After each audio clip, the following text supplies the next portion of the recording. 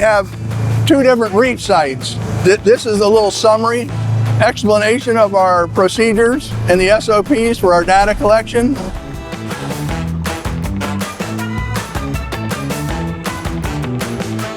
Some fish spawn into the reefs, some of them find protection in the reefs. Moray eels, lobsters, and certain things live within the reefs, which is very important, of course, and if there were no reefs, it wouldn't happen. The group actually formed in '93, incorporated in '93. I do it because I love the reefs and want to keep the organization together and keep this data meaningful and consistent so that people in the future will be able to look at our photo mosaics and our sediment and our fish counts to see just how things are changing in the ocean. Our photo mosaics, of course, they can identify different corals based upon the photos we take.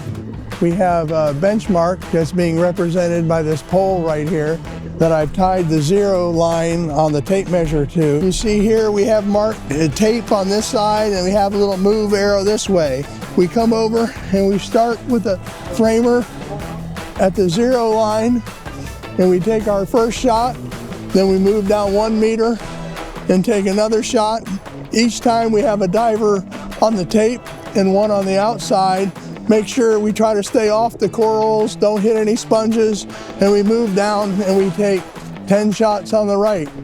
At which time we turn around and we start back at the control point on the left and we take 10 shots on the way back. The sediment tells you how fast the reefs are being buried. We take our bottles into state certified labs that run them through a 200 and a 230 sieve and give us a bulk weight so that we can determine if the reefs and how fast they're getting buried.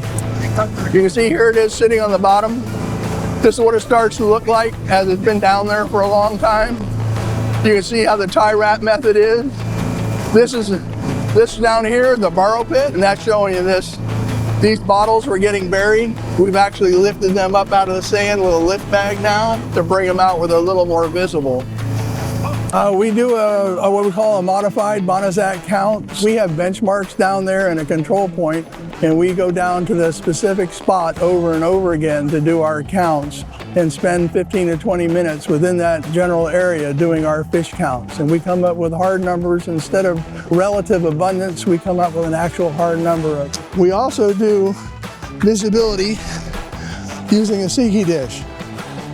A diver would hold the Siki dish and they would stop and they would stay still at a location there somewhere, and then the other diver with a tape measure swims away. And as we're swimming away, eventually the black and white disappears completely, where we can't make out the black and white. So you go into the current and away from the current.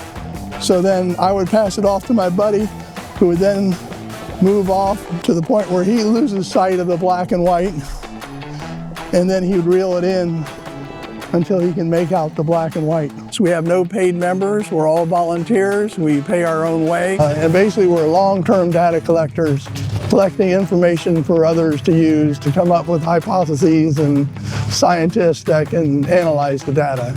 Well, we need a new sonode, and that's $10,000 in itself. Our sediment bottles are breaking. We have 18 of them that we need, and they're between $6 and $8 a piece. And the lab now, after many years of doing our bulk weight analysis for free, are now charging $50 per sieve. So that's almost $300 per dive that we need to pay for the lab. I need $10,000 a year for the next 4 years just to try to catch up and replace the equipment that's aged and needs to be replaced. Sometimes we come out there and the reefs are so covered with sediment that I swear they were dead, that there would never be anything left. The next time we came out, it would be a barren bottom. It looks as though the reefs were covered with snow, but then after a hurricane or northeaster, it gets scrubbed off. And it's just amazing how resilient the reefs are, how they rebound. And I would say that that's the one thing I've learned and find most amazing about diving on the same locations over and over again for 20 plus years.